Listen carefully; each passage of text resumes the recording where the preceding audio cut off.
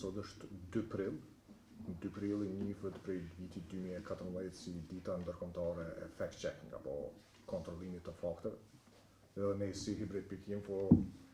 për ta shënuar këtë ditë u munduam që me bëu një diskutim rreth çrregullimit informativ në Kosovë, se çka është, cila është gjendja, domethënë, cilat janë format e çrregullimit informativ në Kosovë, pushat, platformat ku plasohen këto, domethënë 3 pika kryesore, domethënë cënueshmëria e shoqërisë, sa është e cënueshme shoqëria kosovare ndaj çrregullimit informativ, cilat janë praktikat e keqinformimit që ndodhin në Kosovë, si edhe ndikimi i jashtëm,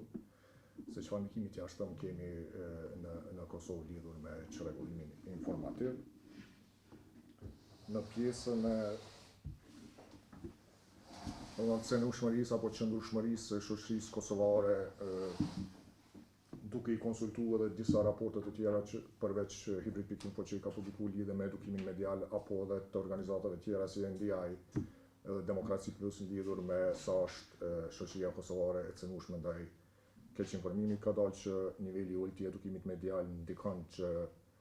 qytetarët mos kenë aftësi të mjaftueshme për t'i dalluar informacionin e saktë me atë të rënd, domethënë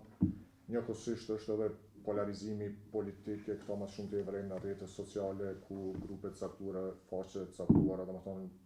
të grupeve politike ndikojnë që audienca mos më I verifiku ato për shkak të përkatësive politike të audiencës. Edhe një faktor tjetër është socioekonomik, varfëria dhe papunësia, domethënë e rrisin në një farë forme ndjeshmërinë e shoqërisë ndaj dezinformimit në përgjithësi. Sa I përket praktikave të çrregullimit informativ, duke I konsultuar domethënë raportet mujore, por edhe vjetore të përpiluara nga Hibrid.info, e kemi vrejtë që në media sociale kryesisht zhvillohet dezinformimi, nëse bëjmë me përqindje një lloj mesatare, është tikun në media reale 25%, pjesa tjetër është në media sociale, domethënë ku po I vjen dikun 75%. Edhe pse në bazë të burimeve cekët që Facebook është mbetet platforma më e përdorur, deri diku rreth majit ka qenë edhe platforma ku keqinformimi ka dominuar më shumti, por prej majit, sidomos me shpalljen e datës së zgjedhjeve, TikToku ka qenë një prej platformave që ka kaluar edhe Facebookun dhe mbetet si burimi kryesor I dezinformatave në media sociale. Në media sociale publikohen të gjitha format e keqinformimit, të filluar prej dezinformatave, lajmeve të rreme, manipulimit të fakteve, teorive konspirative e të tjera e të tjera. Ndërsa në media tradicionale apo në media reale që kanë një impresion dhe që veprojnë mbi bazat etike, ka raste kur kemi më shumë artikuj clickbait me tituj clickbait, domethënë ku titujt janë pak a shumë çorientues ose nuk e përcaktojnë vendodhjen e ngjarjes. Po ashtu në media reale kemi gabime që ndodhin për shkak të shpejtësisë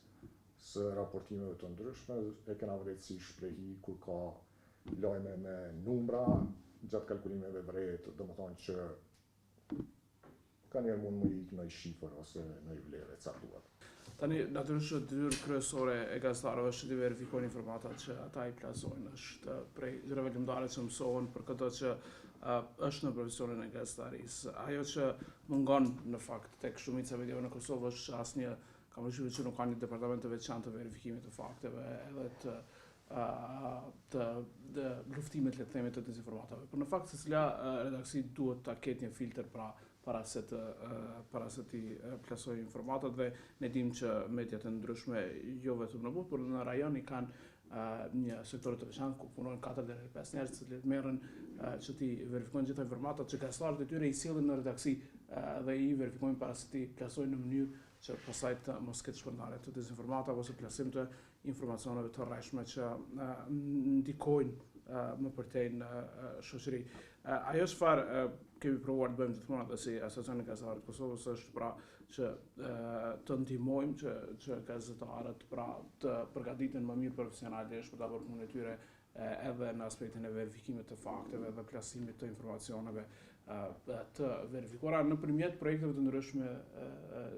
që kemi me partnerët tanë. Faktësisht një projekt i tillë është ndërprer nga NDI për shkak të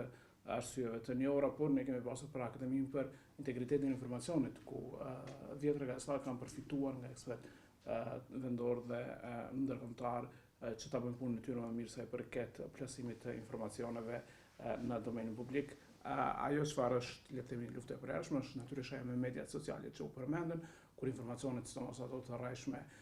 dezinformatat e ndryshme vinë nëpërmjet platformave si TikTok, e që nuk plasohen nga gazetarët dhe nga media. Pra plasohen nga palë të treta që askush nuk e di kush shndërron prava tyre dhe shumë prej njerëzve bien prej këtyre informacioneve. Këtu natyrisht duhet ta përmend punën e mirë që bën pikërisht Shqipëri.info për të detektuar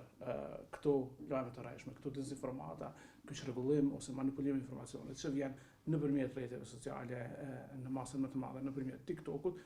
për t'i dibank ato, pra për të treguar që ato informacione nuk janë të sakta dhe për të dhënë informacione të tjera pse nuk janë të tilla. Dhe këtu vjen pra në pah puna e mirë e atyre që janë ekspert, siç janë njerëzit që punojnë në hibrid, pra ekspert të verifikimit të informacioneve dhe të vënies në pah të atyre që janë informacione që janë të rrajshme. Nga rekomandimet që i pash, nuk u pajtova fort me të dytën, kam përshtypjen se të tretën për punën e qeverisë. Nuk besoj se qeveria duhet të ketë rol për të krijuar narrativa. Në fakt ne kemi parë shumë shpesh që qeveritë në shumë vende, kryesisht në Kosovë, shpesh janë vetë prodhuese të informacioneve të rrejshme ose të propagandës, e cila duhet të monitorohet si të tillë dhe të quhet si e tillë. Besoj që rekomandimet tjera dhe e para më e rëndësishme është edukimi medial, pra flasim për një gjeneratë që duhet të mësohet që prej shkollës fillore ta mbështyjnë për të qenë e vetëdijshme, që t'i gjej dhe t'i vënë pa informacione të rrejshme dhe të mos i besoj ato, dhe pastaj puna e rëndësishme e vetë medjave. Pra gjithmonë e themi që gazetarët kanë rolin e dyfish që vetë të mos plasojnë informacione të rrejshme e dezinformata dhe pastaj të kujdesen që t'i gjejnë e t'i vënë pa ato që plasohen nga të tjerët, duke përfshirë në masë të madhe dhe nga politikanë dhe nga qeveria. Se shohim, më besoj që diskutimi për këtë çështje, pra për ndikimin e propagandës jo perëndimore në Kosovë, duhet me u marrë kryesisht, domethënë e ka një histori, nuk është e sotshme dhe nuk është ndërtuar brenda disa vitesh ose disa muaj. Për të kuptuar depërtimin që ka bërë në një shoqëri të caktuar, mendoj që është e rëndësishme që lidhemi kryesisht me vitin 1999, është viti në të cilin perëndimi dhe bota jo perëndimore janë nda për narrativën e Kosovës. Pra perëndimi ka ndërhyrë ushtarakisht me ndërprer një gjenocid që ka ndodhur në Kosovë, edhe ajo ka qenë verifikuar edhe nga ana e misionit faktmbledhës të OSBE-s, të kryesuar për William Walkerit, edhe prej organizatave tjera ndërkombëtare që është Amnesty International dhe organizata tjera. Kjo ka bërë që pastaj kjo ndërhyrje përdoret si precedent nga ana e Rusisë, si kasus belli për me ndërhyrë në disa prej politika të republikave të Bashkimit Sovjetik, ish Bashkimit Sovjetik, me tendencë ekspansioniste, me tendencë të vllabrimit të territoreve të këtyre shteteve. Nga kjo pikpamje, del që Kosova përdoret në fakt si një monedhë kusuri për punët e Rusisë, nuk është se ka interes direkt, por përdoret me idenë kryesore që të arsyetoj veprimet e saj, çfarë janë ato në Ukrainë që i kemi bë në 3-4 vitet e fundit, po që nga viti 2014 kryesisht pas aneksimit të Krimes. Në një raport që e kemi publikuar së bashku me hibridin, e kemi gjetë narrativat kryesore që dominojnë në Kosovë dhe janë gjithsej 4, por ideja kryesore është që target audienca e tyre, siç e përmendët edhe ju, në rastin e Kosovës, më shumti lidhet me komunitetin serb në Kosovë, e cila ka një qëllim. Qëllimi është me mbajt jashtë inkuadrimit ose larg inkuadrimit tyre në institucionet e Kosovës. Edhe po ashtu një target audiencë tjetër, pra target audiencë shqiptare e këtij lloji të dezinformimit, të këtyre narrativave dezinformuese, jo perëndimore, që janë të shtyra përpara në rastin e Kosovës kryesisht nga mediat që i përmendet ju Sputniku, Russia Today, po që po ashtu amplifikohen nga ana e politikanëve, siç zëvendësja e MPJ-s Rusisë Zarova, vet Lavrov dhe vet presidenti Putin. E po ashtu masnej një eho kësaj i shtojnë edhe politikanët e Serbi, po zonë njëri pej narrativa dezinformuese është mas vendosjes së kryetarëve komunal në